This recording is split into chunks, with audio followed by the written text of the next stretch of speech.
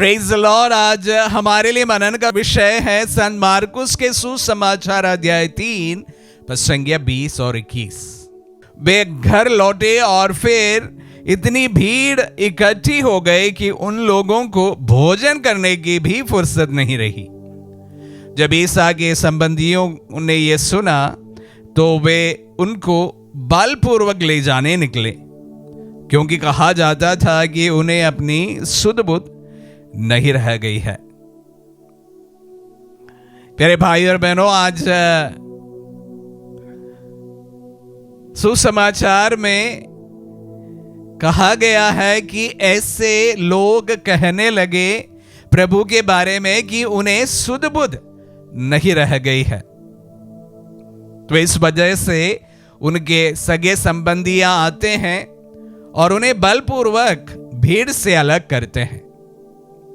उसका कारण भी एक प्रकार से सुसमाचार में भी दिया गया है, क्योंकि वह दिन रात मेहनत करने लगे थे और उनको मिलने के लिए, उनसे बातें करने के लिए, उनका चमत्कार को देखने और अनुभव करने के लिए अनेक लोग प्रभु के साथ हमेशा बने रहते थे।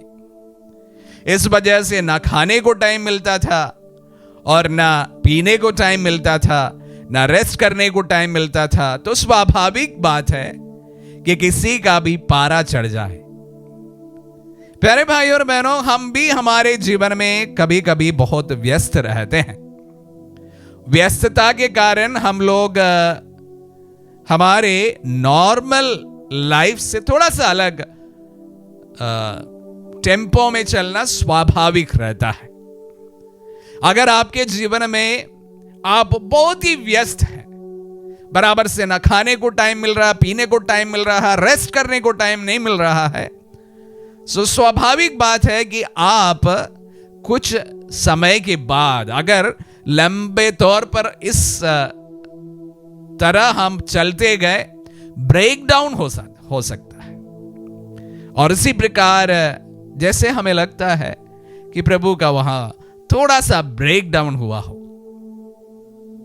हमें इसके एग्जैक्ट कारण नहीं पता है, लेकिन यह हो सकता है।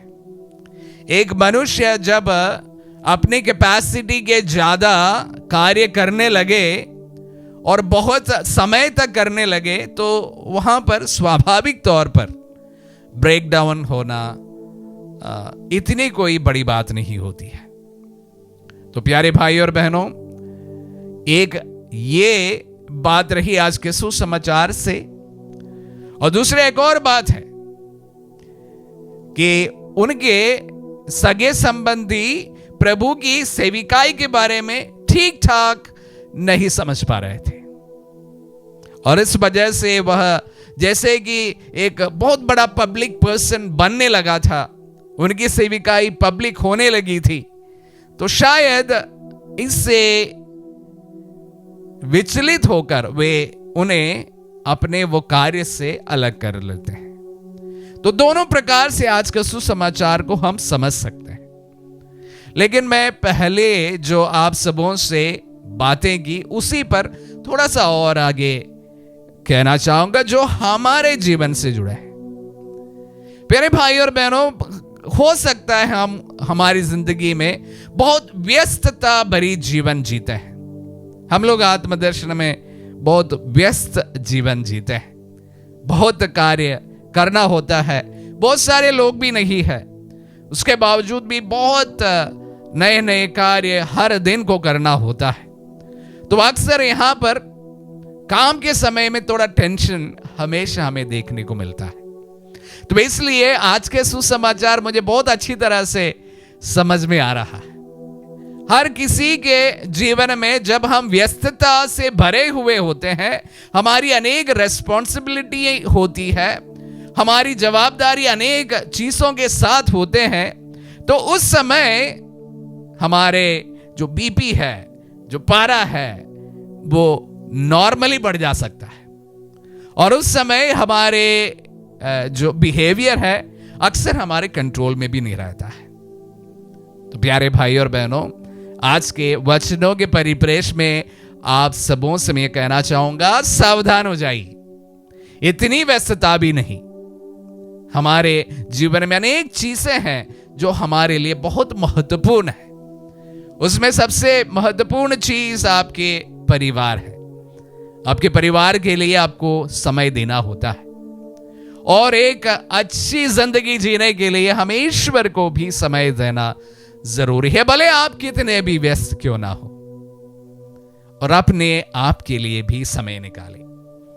तो मैं उन तमाम युवा युवतियों को जो अपने आप को बहुत ही व्यस्त मानते हैं, उन सबों से 3 चीजें बोल देना चाहता हूं। सर्वप्रथम, अपने परिवार के लिए समय निकालें।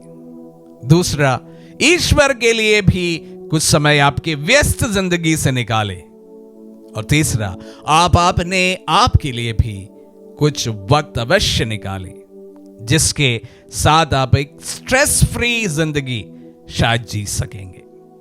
जब बहुत ही व्यस्त शेड्यूल के साथ में आप गुजर रहे हो, मेरी इन बातों को जरूर ध्यान रखें।